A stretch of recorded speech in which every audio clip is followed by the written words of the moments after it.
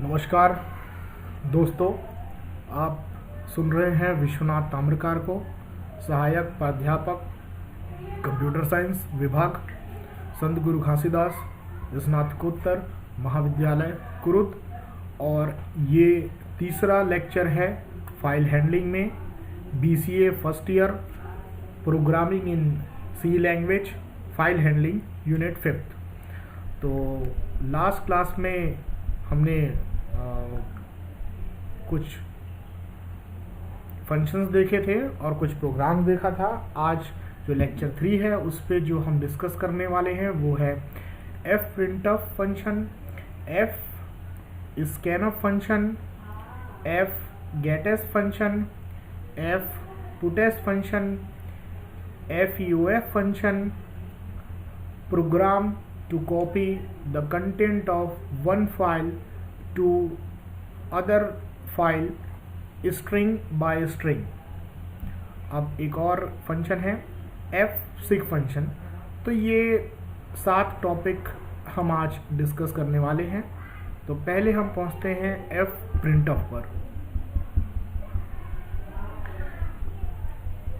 जैसा कि नाम से समझ में आ रहा है, ये printf फंक्शन है, इसके सामने f लगा हुआ है। तो ये f के लिए, फाइल के लिए इस्तेमाल किया जाता है। यह फंक्शन, जैसा कि सिंपल printf फंक्शन हम यूज़ करते हैं कंसोल के लिए, ठीक उसी प्रकार से ही है। और इसका इस्तेमाल हम फाइल में आउटपुट राइट करने के लिए हम इसका इस्तेमाल करते हैं। The fprintf function is used to write set of characters into a file. It sends formatted output to a stream। printf formatted output device है, तो इसी तरह से हम इसमें भी ये भेजने के लिए करते हैं। ठीक है, तो इसमें 2 पैरामीटर, हम एक से ज़्यादा, जैसा printf में हम पैरामीटर पास करते हैं ठीक उसी प्रकार हम इसमें पैरामीटर पास कर सकते हैं। उसके एडिशन में यहाँ पे एक फाइल एस्ट्रिक करके दिया हुआ है। ये फाइल का पॉइंटर देना होता है जिस फाइल में डेटा हम राइट करना चाहते हैं।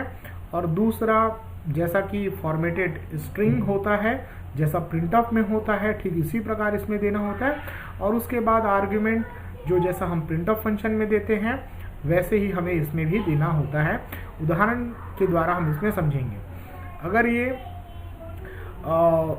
ये सक्सेसफुली रन होता है तो नंबर ऑफ बाइट जो आउटपुट किया जाता है इसके द्वारा फंक्शन में, वो रिटर्न करता है। और अगर ये फेल होता है तो feof रिटर्न करता है, एंड ऑफ फाइल। इसके लिए हम एक प्रोग्राम देख रहे हैं जो आप देख सकते हैं।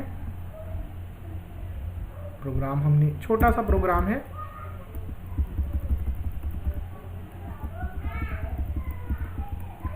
आप देख सकते हैं। फाइल का हमने पॉइंटर क्रिएट किया है fp नाम से। एक फाइल हम ओपन कर रहे हैं राइट मोड पर, और फाइल का नाम दे रहे हैं file.txt। अगर ये फाइल सक्सेसफुली ओपन होता है तो fp में फाइल का पॉइंटर पास कर दिया जाएगा। और यहाँ पे आप देख सकते हैं fp में हमने hello file by printf ... n हमने लिखा हुआ है। और ये आप देख सकते हैं, यह जब एग्जीक्यूट होगा तो fp जिस फाइल को पॉइंट कर रहा है, एग्जाम्पल में हमने लिया है file.txt, तो उस पे ये hello file by printf right हो जाएगा। और एक और अगला हमने यूज़ किया है जिसमें हमने fp में हम 3 स्ट्रिंग पास कर रहे हैं, स्ट्रिंग 1, स्ट्रिंग 2, स्ट्रिंग 3। तो ये तीनों स्ट्रिंग ही फाइल में राइट हो जाएंगे। तो जब आप इसे रन करेंगे, एग्जीक्यूट करेंगे, तो आपको ये 2 स्ट्रिंग, उसमें 2 लाइनें लिखी हुई होंगी। तो ये आप एग्जीक्यूट करके इसे देख सकते हैं। और फिर अंत में हम फाइल को क्लोज कर दे रहे हैं। नेक्स्ट हम आते हैं fscanf में। तो जैसा कि printf फंक्शन था, उसी के जैसे ही हमारे पास fscanf फंक्शन है। scanf और scanf में इतना ही अंतर है कि scanf जो है वो कंसोल से रीडिंग राइटिंग ऑपरेशन पर, कंसोल से रीडिंग का ऑपरेशन परफॉर्म करता है। और fscanf जो फंक्शन है वो फाइल से रीडिंग या रीडिंग का ऑपरेशन परफॉर्म करता है। fscanf function is used to read set of characters from the file. It read a word from the file and return FEOF at the end of the file. अगर and of file में पहुंच जाता है तो वो FEOF and of file return करता है। जैसा कि सिंपल स्कैनऑफ का सिंटेक्स होता है उसी प्रकार से इसका है। एक एडिशनल पैरामीटर हमें देना होता है, वो है फाइल का पॉइंटर, जिसमें हमें डेटा राइट करना होता है। और रिटर्न वैल्यू जो होती है एक इंटीजर होती है, जितने number of input field successfully right किए गए हैं फाइल में वो नंबर रिटर्न करता है, और अगर ये सक्सेसफुल फेल्यूर में ये एंड ऑफ फाइल रिटर्न करता है। ये एक छोटे से एग्जाम्पल प्रोग्राम के द्वारा हम इसमें देखते हैं। जो फाइल हमने अभी राइट किया है उसी के कंटेंट को हम रीड करेंगे, इसमें उसी के कंटेंट को हम रीड करेंगे। तो ये देख सकते हैं stdio.h हेडर फाइल हमने इंक्लूड की है। मेन से फंक्शन स्टार्ट, मेन से ये हम स्टार्ट कर रहे हैं प्रोग्राम को। फाइल का पॉइंटर लिया गया है, नाम दिया गया है fp, और हमने ये करेक्टर एरे लिया है बफर के नाम से। साइज हमने दिया है 255। Creating an array to store the data. Data हम जो फाइल से रीड करेंगे हम इसमें स्टोर करेंगे। आप देख सकते हैं हमने फाइल ओपन किया है, जो ऊपर हमने दिया था file.txt, सेम उसी फाइल को हम ओपन कर रहे हैं fopen फंक्शन की सहायता से रीड मोड में। अब यहाँ पे हमने वाइल लूप लिया हुआ है, और वाइल लूप में ये हम fscanf फंक्शन को बीच में कॉल कर रहे हैं। तो पहला जो पैरामीटर है हमने दिया है fp, और जो हमने यहाँ पे दिया है %s, जैसा कि हम scanf फंक्शन में देते हैं। और उसके बाद हमने जहाँ पर डेटा को राइट करना होता है उस एरे का हमने एड्रेस दिया है, जो कि आपको पता है ये बफ वो एरे है जहाँ पे हमको डेटा राइट करना है। और ये रीडिंग का, फाइल से स्कैनिंग का काम तब तक चलता रहेगा स्ट्रिंग बाय स्ट्रिंग जब तक कि एंड ऑफ फाइल नहीं आ जाता। तो जैसे रीड होते जाएंगे डेटा, प्रिंटफ फंक्शन की सहायता से हम उसे प्रिंट करते जा रहे हैं, और जैसे ही एंड ऑफ फाइल में वो पहुंचेगा तो फिर ये लूप से, वाइल लूप से बाहर आ जाएगा, और फिर हम क्लोज फंक्शन की सहायता से हम इसे क्लोज कर ले रहे हैं। तो ये fscanf और fprintf बहुत ही इक्विवेलेंट है printf और scanf फंक्शन की तरह।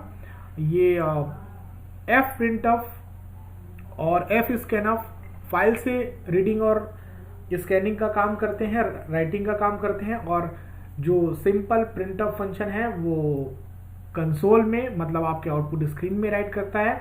और scanf फंक्शन जो होता है वो screen standard input device keyboard से डेटा रीड करने का काम करता है, जिसे हम कंसोल भी कहते हैं। और ये आउटपुट जो कंटेंट प्रोग्राम को रन करने के बाद ये आउटपुट आएगा, जो भी वो कंटेंट वहाँ पे लिखे हुए हैं। तो हम नेक्स्ट आगे बढ़ते हैं।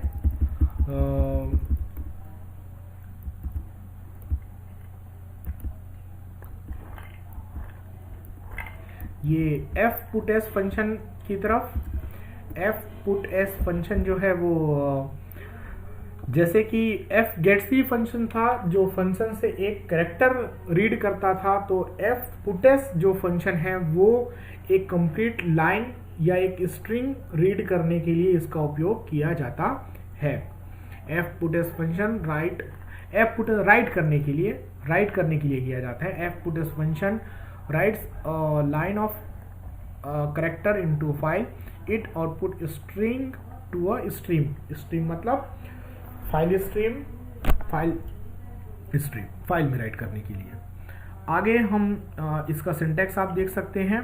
दो आर्गुमेंट इसे पास करने होते हैं। पहला आर्गुमेंट वो स्ट्रिंग का पॉइंटर होता है, कैरेक्टर एरे का पॉइंटर, जो कि स्ट्रिंग भी हो सकता है, कोई एड्रेस भी हम इसे दे सकते हैं जहाँ पे वो स्ट्रिंग रखा हुआ है। और दूसरा फाइल स्ट्रीम, ये फाइल का पॉइंटर जिसमें कंटेंट राइट करना है वो है। और ये आप देख सकते हैं एक छोटे से एग्जांपल प्रोग्राम में myfile.to हम ओपन कर रहे हैं fopen फंक्शन की सहायता से, और इसे हम राइट मोड में ओपन कर रहे हैं। और fputs फंक्शन की सहायता से हमने इसमें हेलो सी प्रोग्रामिंग ये हम राइट कर रहे हैं। तो पहला पैरामीटर हमने ये स्ट्रिंग दिया है और दूसरा पैरामीटर हमने फाइल का पॉइंटर दिया है जिस फाइल में हमको कंटेंट राइट करना है। और fclose फंक्शन की सहायता से हम इसे क्लोज कर ले रहे हैं फाइल को। ये छोटा सा एग्जांपल, ये getch की आवश्यकता यहाँ पे नहीं है, हम हटा देते हैं इसे। ये सारे प्रोग्राम एग्जीक्यूटेड प्रोग्राम हैं और रन होने के बाद ये इस तरह से टेक्स्ट फाइल क्रिएट हो जाएगी और उसमें लिखा होगा हेलो सी प्रोग्रामिंग। नेक्स्ट जो है fgetS फंक्शन है, तो ये एक स्ट्रिंग रीड करने के लिए इसका उपयोग किया जाता है। Reads a line of character from a file, gets string from a stream. इसमें हमें 3 पैरामीटर देने होते हैं। पहला वो कैरेक्टर का पॉइंटर जहाँ पे हमें जिस एड्रेस पे हमें कंटेंट राइट करना है, और दूसरा नंबर ऑफ कैरेक्टर्स जो हमें रीड करना है, और यहाँ पे फाइल स्ट्रीम जो कि जिस फाइल से हमें रीड करना है वह बताता है। तो हम ये देख सकते हैं,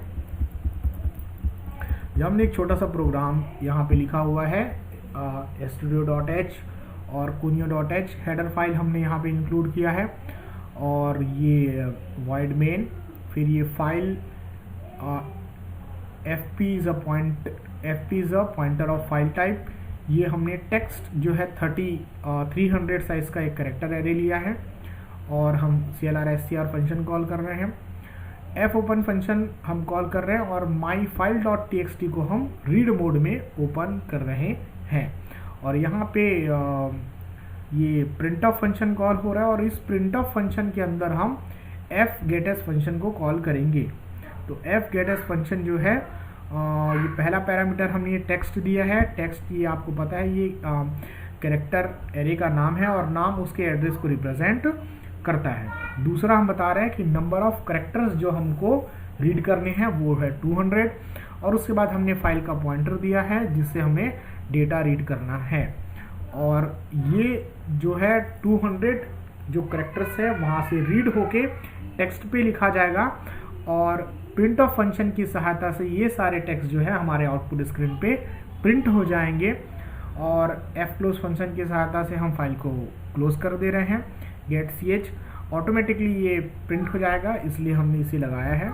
या तो आप getch हटा के Alt F5 करके भी आउटपुट स्क्रीन से आउटपुट देख सकते हैं। ये प्रोग्राम रन होने के बाद हेलो सी प्रोग्रामिंग ये आउटपुट आपको प्रिंट हो गया, क्योंकि हमने पिछले प्रोग्राम में myfile.2 में हेलो सी प्रोग्राम ही लिखा हुआ था। तो ये आपने देखा fgetS और fputS फंक्शन। अब एक और हम इससे रिलेटेड एक प्रोग्राम भी देखेंगे, उसके पहले हम देखते हैं feof फंक्शन। जैसे कि एंड ऑफ फाइल कैरेक्टर है, उसी के जैसे ही हमारे पास एक मैक्रो है feof, ये एक मैक्रो है जिसका इस्तेमाल जो होता है एंड ऑफ फाइल को चेक करने के लिए किया जाता है, क्या हम एंड ऑफ फाइल में पहुंच गए हैं या नहीं। feof is a macro that is used to test whether end of file has been reached or not. feof is a macro that tests the given stream for an end of file indicator. end of file indicator तक हम पहुंचे हैं या नहीं। end of file indicator is reset with each input operation। Her input operation के बाद and of file indicator जो होता है उसे रीसेट किया जाता है ना, ताकि जब हम एंड ऑफ फाइल में पहुंच जाए तो वो इंडिकेट कर दे कि यस हम एंड ऑफ फाइल में पहुंच गए हैं। जो हर रीड ऑपरेशन के बाद हमारे कर्सर को मूव करना होता है, और जैसे ही हम एंड ऑफ फाइल में पहुंच जाते हैं तो ये इंडिकेट कर देगा कि यस हम एंड ऑफ फाइल में पहुंच गए हैं। तो ये क्या रिटर्न करता है, returns non zero value if end of file indicator was detected. अगर एंड ऑफ फाइल इंडिकेटर जो है डिटेक्ट होता है तो ये नॉन जीरो वैल्यू रिटर्न करता है। और अगर ये 0 रिटर्न करता है if end of file has not been reach, अगर आप फाइल के अंत में नहीं पहुंचे हैं तो ये 0 रिटर्न करेगा। अगर आप फाइल के एंड में पहुंच गए हैं तो ये कोई भी non zero integer value return करेगा। इसका डिक्लेरेशन या प्रोटोटाइप आप देख सकते हैं, इंट FEOF, और उस फाइल स्ट्रीम का पॉइंटर हमें पास करना होता है जिसका एंड ऑफ फाइल इंडिकेटर हम देखना चाहते हैं। ठीक है, तो बेसिकली ये एंड ऑफ फाइल कैरेक्टर की तरह ही हम इसका इस्तेमाल करते हैं, बस ये एक मैक्रो के फॉर्मेट में है।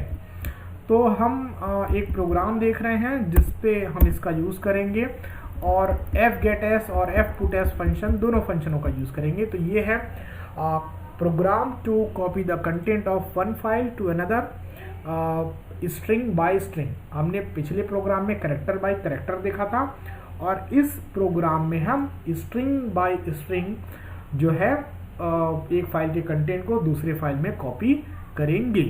तो हमने studio.h हेडर फाइल इंक्लूड किया है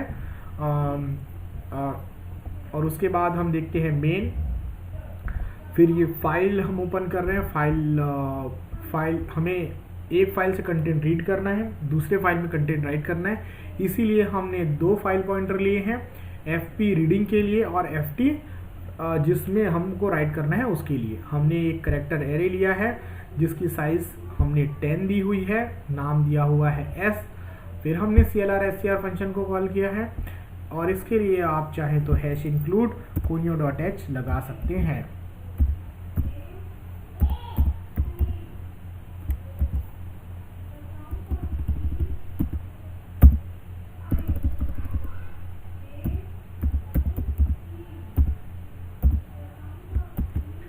आगे बढ़ते हैं हम।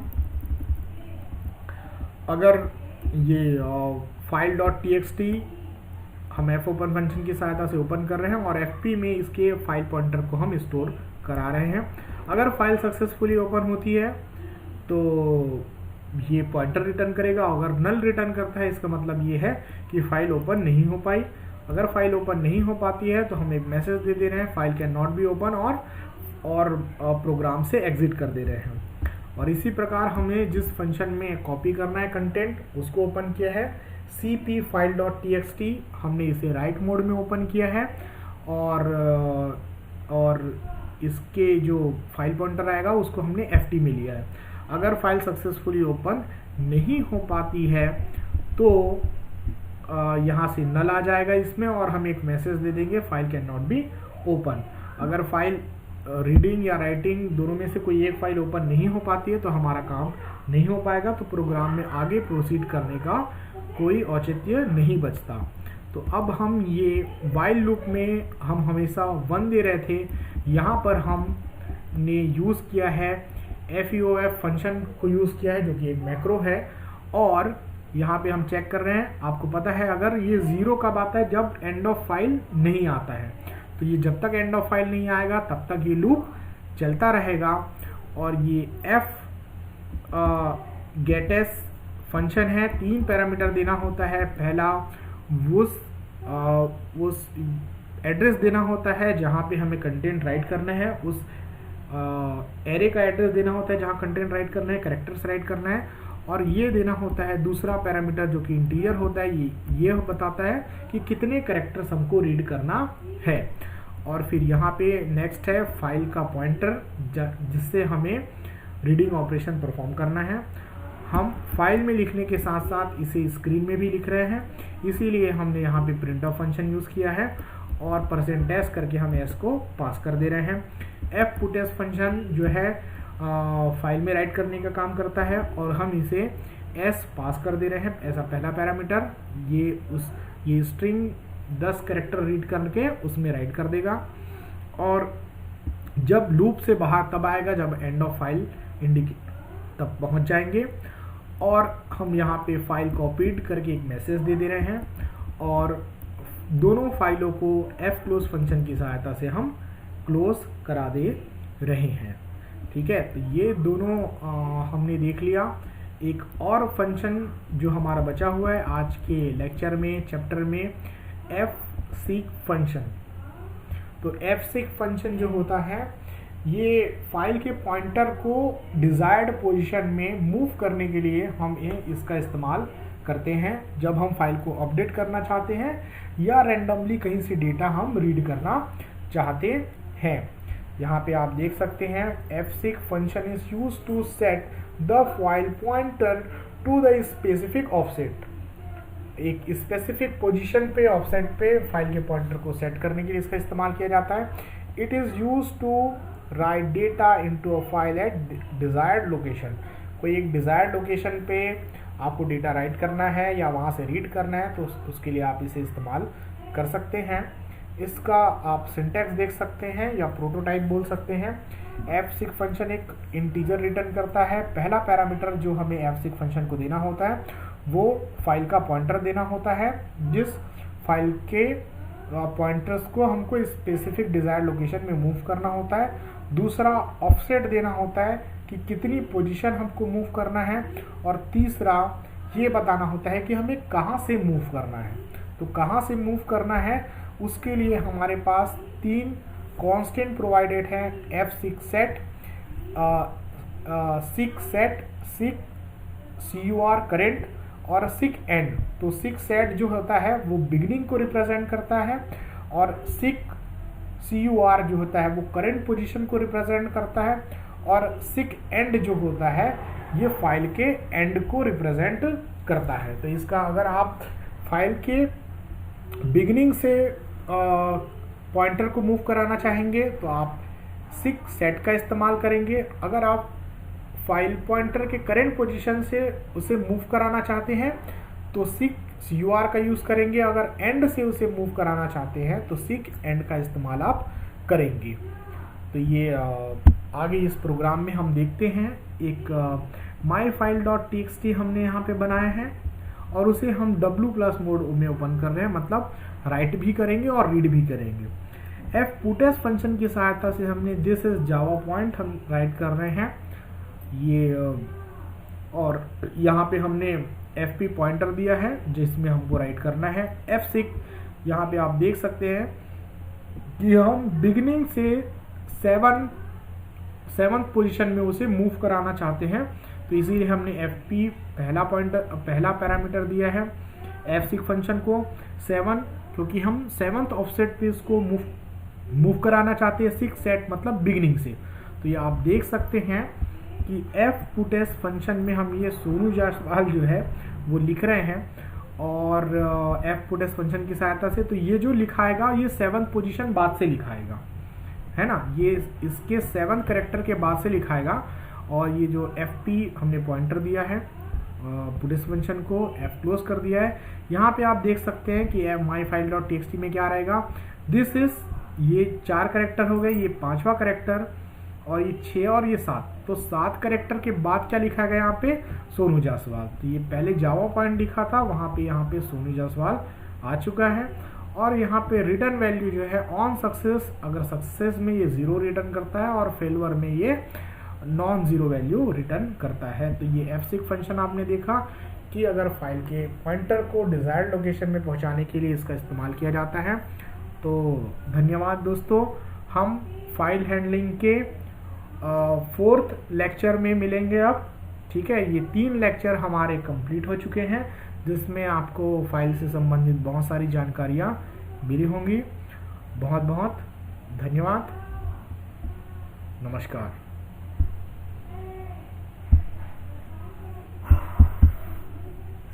Yes.